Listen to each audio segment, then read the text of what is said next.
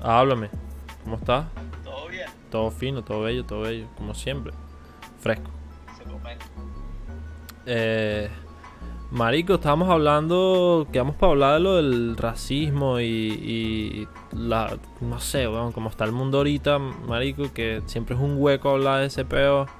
Eh, y de pana cada vez que converso contigo siempre encontramos como, no sé, weón, estamos debatiendo el tema. Yo viendo acá desde Nueva York lo que está sucediendo. No sé, weón, es muy raro. La gente anda también como muy sensible. Se acercan tiempos que no sé, nos sacan de quicio a todos. Eh, y quería saber tu punto de vista, ¿sabes? Como todo nos está afectando lo de la pandemia. Eh, Marico, no sé.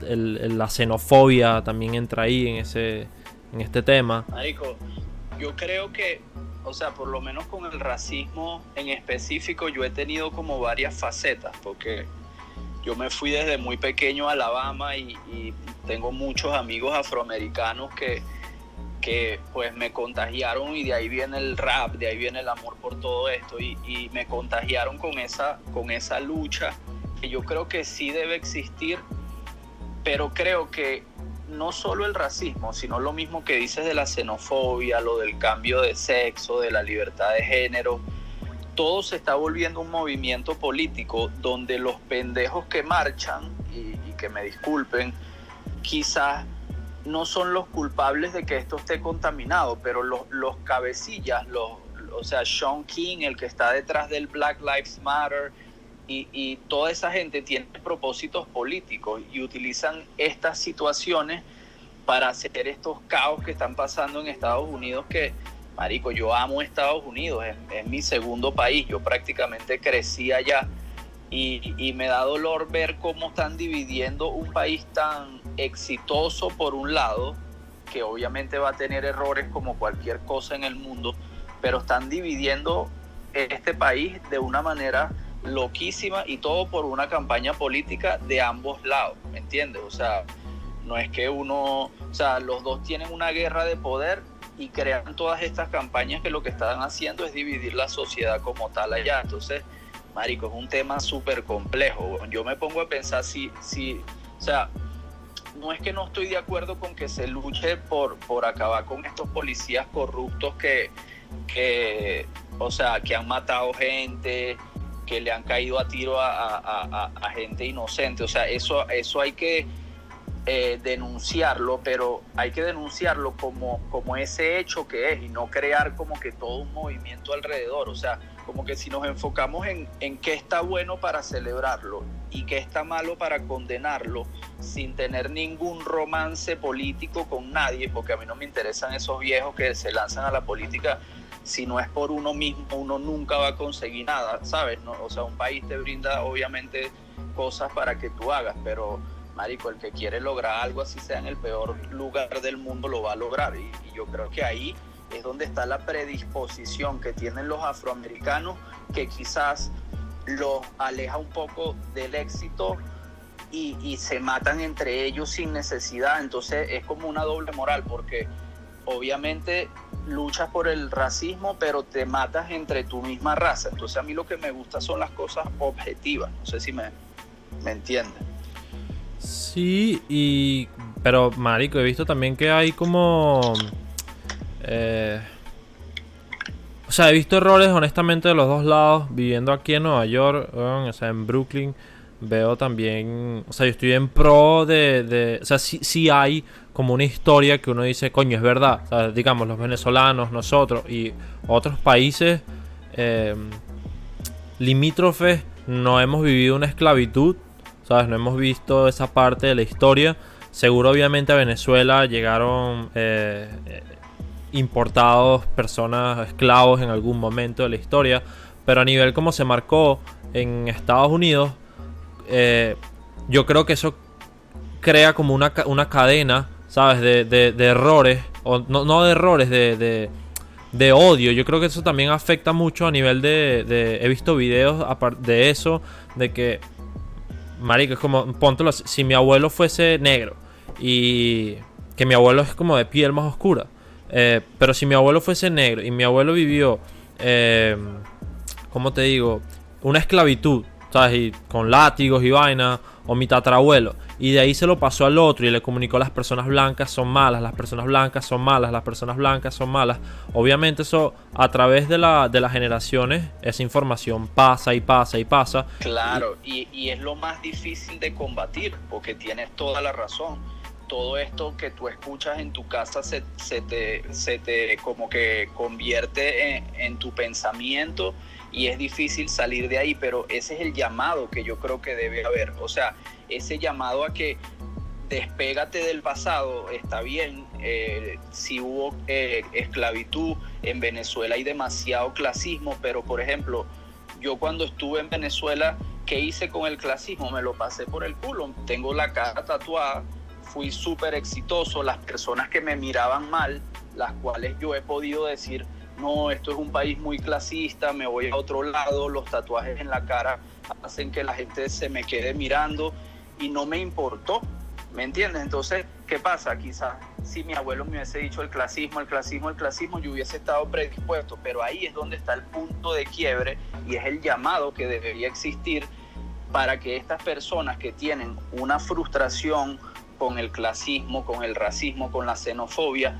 sepan que esto es posible, que no se acabe nunca, y no tiene por qué volverse una barrera para que tú consigas tus metas. O sea, al menos que, por supuesto, que en los casos policiales donde le disparan a un inocente no tiene nada que ver con lo que yo estoy viendo, pero con lo que estoy hablando, pero en los casos donde me dijeron venezolano chimbo, o sea, ¿qué importa? Monta un negocio de arepas y hazte la vaina más arrecha de Quito y sé exitoso en Ecuador o en donde sea que estés. Y sí hay que condenarlo, sí hay que expresarlo y tratar de que mejore, pero al final del día ninguno vamos a tener control sobre cómo estas personas vayan a actuar. Es como el bullying de redes sociales, es como que está mal que le comenten a un artista cosas negativas, está mal, pero ¿cómo vas a cambiar tú eso? No lo vas a cambiar. Entonces, ¿cómo le ganamos a esto? Ignorándolo, ¿entiendes? Sí, pero igual sigo viendo como, o sea, hay algo malo, y es que mucha gente está tomando si uno hace un poco de investigación, uno puede ver que el movimiento de Black Lives Matter no es netamente limpio. Puede haber personas dentro de ellos que han o sea, tienen unos ideales de ¿cómo te digo? Sí, de izquierda. No de izquierda, sino de cuidar valores. Es como, ¿sabes? Para no decir derecha o izquierda, porque honestamente puede haber, yo tengo amigos pues que a lo mejor están metidos en ese movimiento y no lo hacen inconscientemente por el hecho de sí, yo tengo amigos que son de color y he visto xenofobia. O sea, yo he vivido xenofobia. Pero ellos son los buenos, ellos son los que marchan. Los que marchan son la gente buena que se deja llevar por querer cambiar el mundo. Mi perspectiva sobre el movimiento, para hablar sobre los dos lados también, que creo que es importante, o sea, en el debate. Mi perspectiva empezó a cambiar un poco cuando... Sí, o sea, empezó el tema de Black Lives Matter, creo que con George Floyd, porque eso salió ahí, en ese caso. Se creó ese eslogan, no sé si estaba desde antes. No, eso lleva años. Y bueno, pero lo empecé a ver como más a nivel informativo, porque capaz existía desde antes, pero no me llegaba la información. Se viralizó, exacto. Exacto. Y empecé a ver cosas como líderes. Un ejemplo, personas que empezaron a hablar. Jamie Foxx salió públicamente a dar como un statement sobre Black Lives Matter y por qué deben luchar por los valores, ¿sabes? Pero, marico, y también puedo hablar de Danny Glover, ¿sabes? Que son como actores, pero incluso ellos dos son personas que a nivel de mi país se han ido a reunir con Maduro. Y, o sea, hablando, creo que las personas que escuchen esto sabrán la perspectiva que tenemos nosotros sobre la corrupción, y, o sea, el nivel de corrupción que hay en Venezuela. Y cuando veo a estas personas juntarse, es como, no hay manera positiva de que esto, o sea, no sé en qué cerebro cabe, no sé si han investigado lo suficiente, pero es como, esta gente ha dañado mi país, esta gente ha creado una mentalidad nociva en la población venezolana. y ver a estas personas juntándose y de cierto modo como admirar, porque una vaina es como hacer una entrevista, ¿sabes? Yo creo que si, no sé, viendo a Sean Penn reunirse con el Chapo, mucha gente lo criticó y yo lo veo como, sí, está mal, pues, no mal, es controversial es la palabra, que sí, es un narco y todo, pero incluso a mí me intriga eso, me intriga conversar con una persona, son diferentes. Son cerebros, weón, que piensan de una manera totalmente distinta a la de uno. Pero el aplaudir movimientos como la corrupción que ha habido en Venezuela y ver personas así, me cambia totalmente la perspectiva. Eso como primer plano. Después veo que líderes o personas que han formado parte del movimiento de Black Lives Matter, como Opal Tometi, que creo que es una de las fundadoras del eslogan, o sea, ellas como que crearon esas 3 palabras juntas y las empezaron a hacer marketing. Veo aquí reuniones creo pasadas, pues hace tiempo, antes de que Venezuela creo que se salió de las Naciones Unidas, porque eso está aquí en Nueva York. Maduro una vez vino, ella lo recibió, ellos estaban en Harlem, hay fotos de eso en internet y yo los veo y cuando lo vi me impactó, dije que necesito saber más sobre qué estoy, ¿sabes? Qué estoy ciegamente apoyando y más bien no me pone ni un lado a otro, bro. Me deja como en el medio, ¿entiendes? Me deja súper dudoso de todo, o sea, ya me cuesta creer en todo, siempre genero dudas, siempre me pongo, ¿sabes? ¿Por qué estos panas están apoyando esto? Es bien raro, o sea, yo de verdad, a mí ni siquiera me gusta meterme en esos peos políticos, hermano, porque si nos ponemos políticos, yo detesto tanto al chavismo como a la oposición, y no hablo del personaje de que fue a votar honestamente, hablo de los gobernantes, pues, o sea, siento que todos los gobernantes, y hablando de Venezuela en este caso, tienen el rabo de paja fuera de beta y son unos ladrones por igual, y prefiero como que más bien irme a hablarle a este pana que no sabe en qué pensar, que tiene 18, 20 años y escucha y ve noticias, y o sea, yo creo que más que nosotros poder conseguirle respuesta a qué jugadas hacen estos personajes de la élite o políticos, lo que tenemos es que tratar de convencer a las personas normales como nosotros que todos estos peos son normales, entre comillas, que sucedan. Lo importante, y creo que es la mejor postura, es no entrar en un romance con nada. Yo creo que ni con los deportes, ni con la política, o sea, nada que no nos dé de comer tiene que volverse un romance para nosotros. Cuando digo romance es las personas que dicen, yo quiero a Trump, y entonces Trump y mueren por Trump hasta el punto... Se vuelve un culto. Y digo Trump, por ejemplo, también pasa con Guaidó, pasa con Maduro, pasa con todos los gobernantes, con Putin. Entonces yo lo que digo es como el capitalismo. A mí me encanta el capitalismo, pero el hecho de que a mí me encante el capitalismo no me puede cegar de yo criticar lo malo que tiene el capitalismo. ¿Sí me entiendes? O sea, no es posible que tú seas tan fanático de algo como para que te nuble y seas capaz hasta de mentirte tú mismo para no como darle la espalda a esta causa. Entonces yo creo que ese es el mensaje que yo quisiera transmitirle. O sea, si pudiera viralizar un mensaje, fuese ese mensaje. O sea, no se enamoren de nada, simplemente si les tocó este presidente, evalúenlo, apláudanle lo bueno, critíquenle lo malo. Y bueno, volviendo un poquito a lo del racismo, hay algo que me puso a pensar el otro día que leí, que imagínate que los judíos todavía estuviesen cerrados con el peo del holocausto y no estuviesen logrando todo lo que logran, porque son unos cracks en todo lo que hacen en negocios, modo de vida, modo de pensar.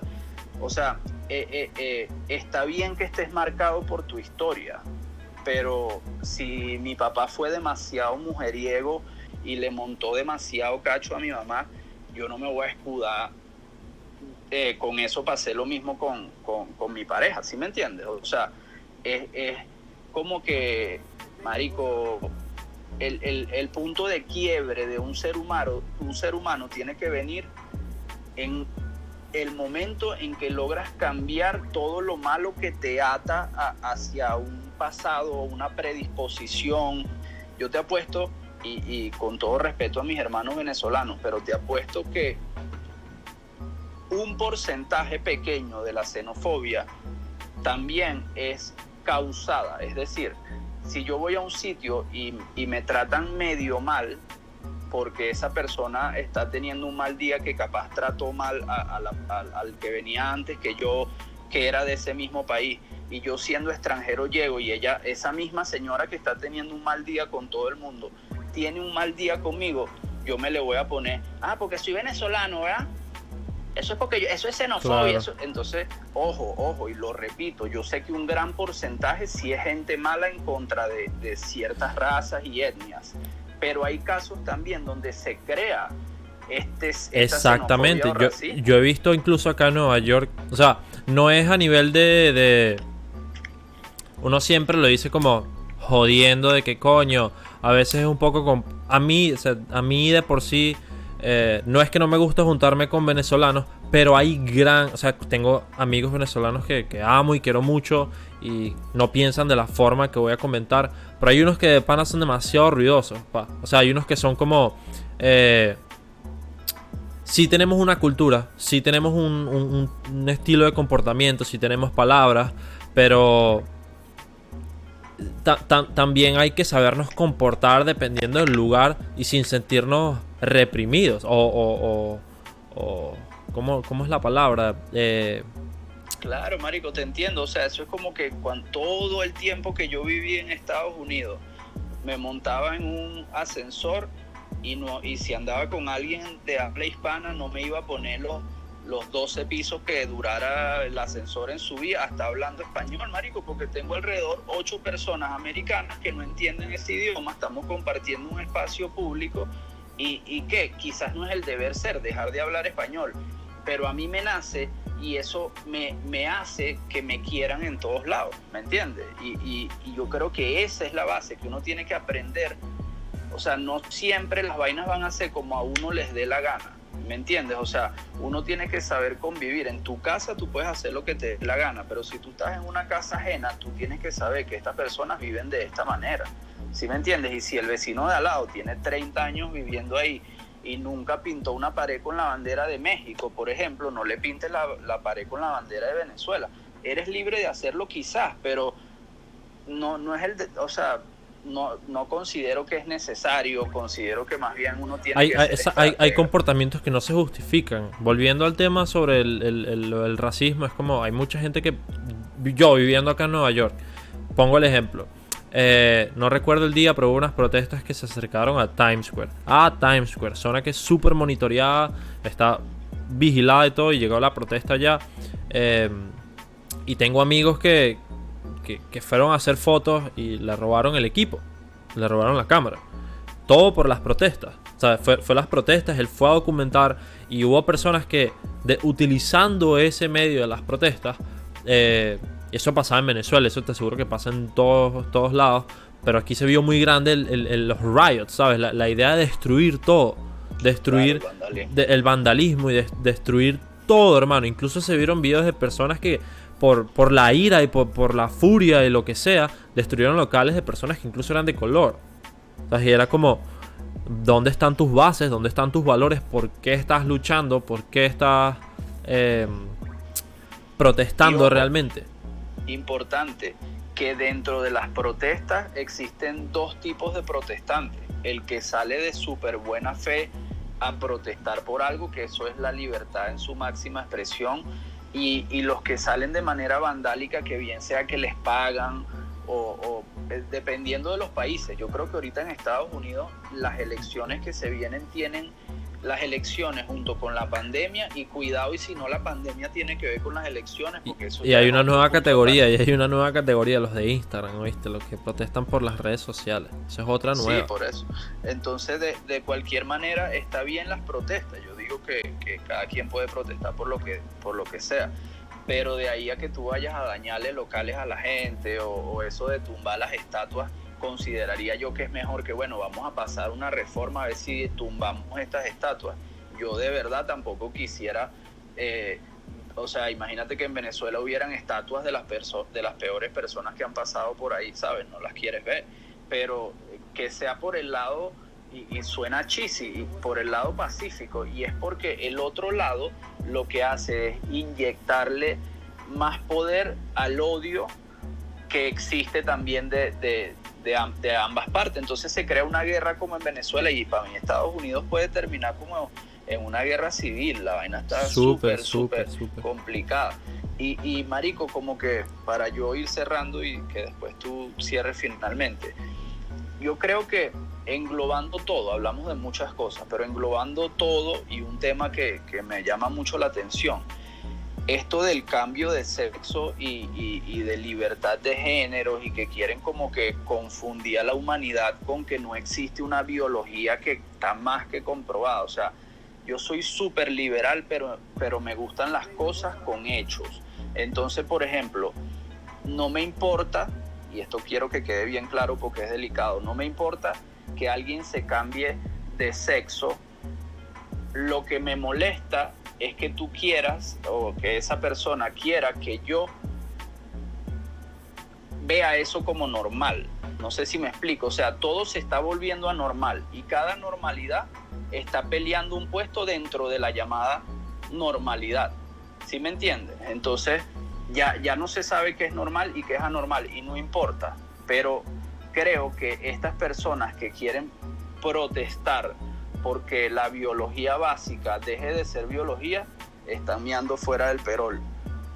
Tienen que pelear por sus derechos, tienen que pelear, así como el racismo, así como el clasismo, tienen que pelear porque no sean maltratados.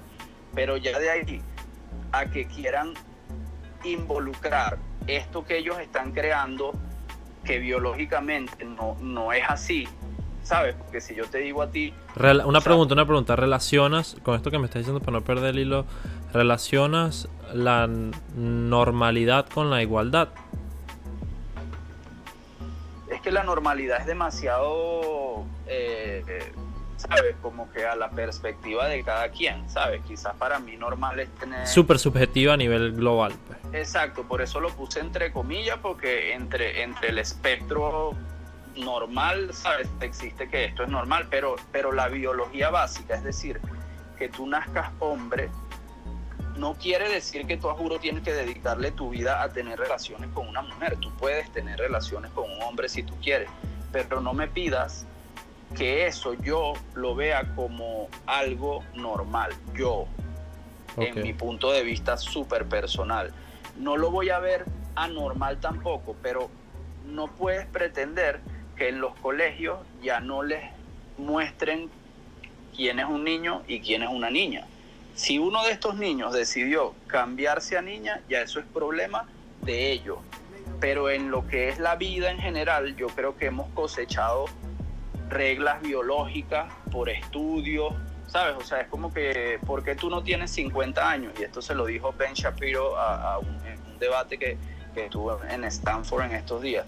Y la chama le dijo, no, porque tengo 22.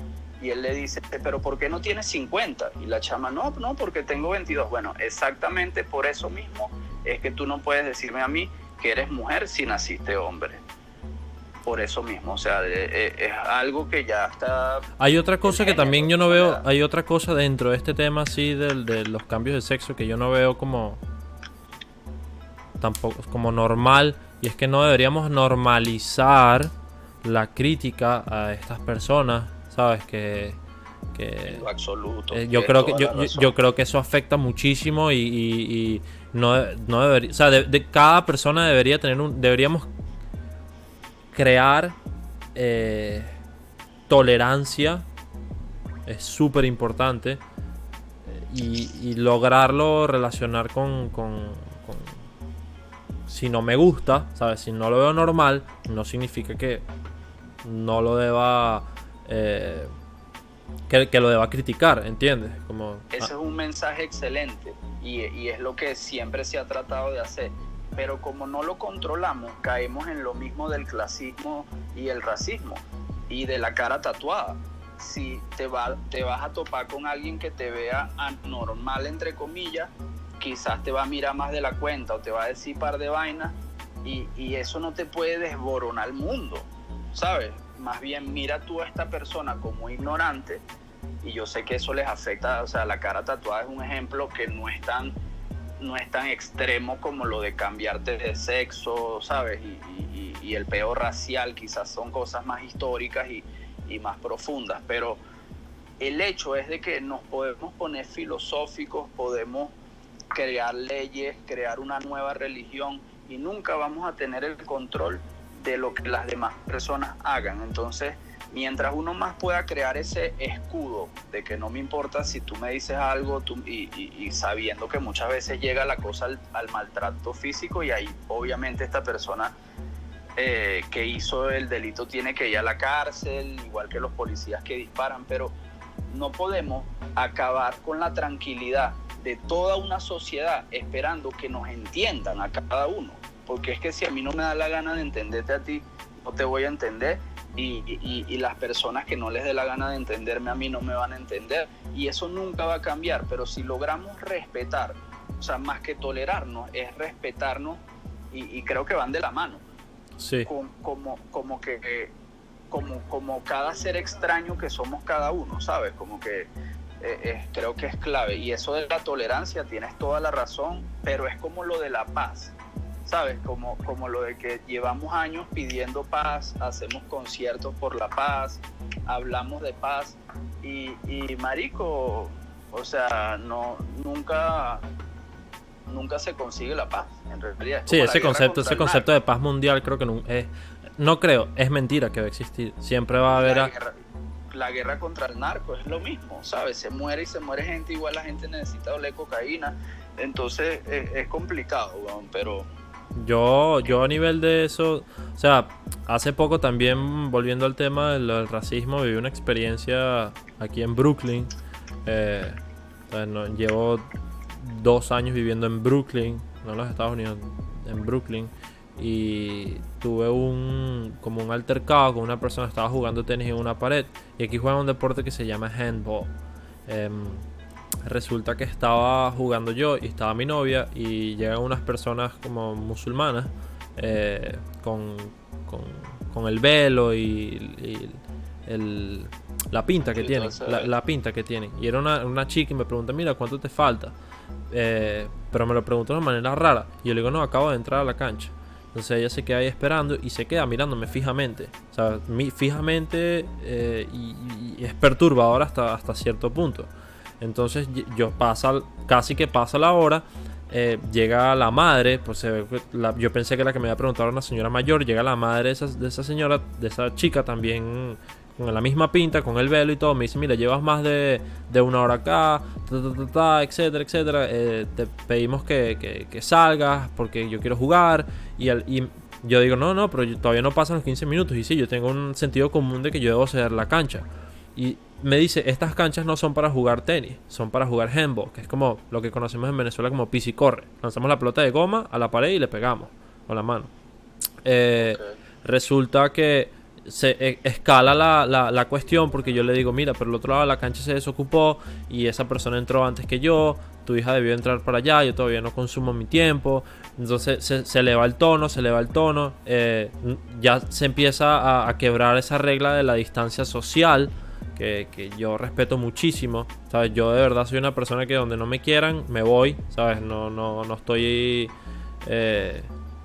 quebrándole el espacio personal a los demás, pero cuando lo hacen sí me saca de mis cabales. Llega una persona una persona de color, un negro, y llega a la cancha y me empieza a decir a mí, yo que, ¿sabes?, estoy en pro del movimiento y conozco por qué también están luchando los valores reales, ¿sabes? Y conozco historia, no he vivido la experiencia, pero conozco la historia. Y llega la persona y me dice, mira, tú no puedes jugar acá, estas canchas no son de tenis. Y cuando ya la cuestión empieza a escalar, porque ya empieza a subir el tono de voz y me dice, sal de la cancha, una persona más alta que yo, estoy hablando casi 2 metros, se ve fuerte, ¿sabes? Se ve papeado, y llega y empieza a subir el tono de voz, y yo obviamente me empiezo a frustrar y pongo, ¿sabes? Uno como que se le bresta, Y llega la persona y me dice, regrésate, mira, llevo 30 años, me dice, llevo 30 años acá y estas canchas no son para jugar tenis, y yo como, antes de mí hubo una persona de color, piel negra, con su hijo, jugando tenis en esta cancha donde yo estoy. Y llega esta persona y me dice que yo no puedo jugar ahí. Y anexo a eso me dice, go back to Italy or wherever you come from. Regrésate a Italia o desea y juega tenis allá o de donde quiera que vengas. Y yo me pongo a relacionar ese comentario con qué pasa si yo le hubiese comentado de la misma forma. Y en este contexto social que estamos viviendo ahora. Sabes que los lados están muy sensibles. Sí, es complicado, hermano, pero es como que una más de tantas. O sea, por ejemplo, si a mí me preguntan si Estados Unidos es un país racista, yo diría que es un país que está lleno de racistas. Sí. Y que hay mucho racismo, pero no es un país racista, marico, porque no sé cuántas veces te habrá pasado eso, pero yo viví 10 años, 11 años en Alabama y la verdad que nunca, quizás me trataron de forma distinta en alguna vez, pero por tener esta personalidad te digo que me sabe a mierda, nunca lo hice un problema, pero no es un país racista. Eso es como que, digamos, ¿tú crees que la religión católica es una religión pedófila? O sea, es una religión que está llena de pedófilos, pero ¿cómo hacemos con los que en realidad sí han hecho su vaina bien? Y eso va con la policía, de bolas que hay policías racistas y asesinos, pero ¿cómo encajamos? En verdad es un 50%. Si fuese un 50% de policías racistas se murieran en Estados Unidos, marico, infinidades de personas de color por policía, y sí se mueren, y sí hay que condenarlo y tienen que ir presos y marchen y hagan todo lo que ustedes quieran, pero no lo podemos politizar y volver un desastre, porque ¿qué termina pasando? Eso que te pasó a ti, que ahora un afroamericano tiene más poder para ser racista. Entonces, ¿qué solucionamos?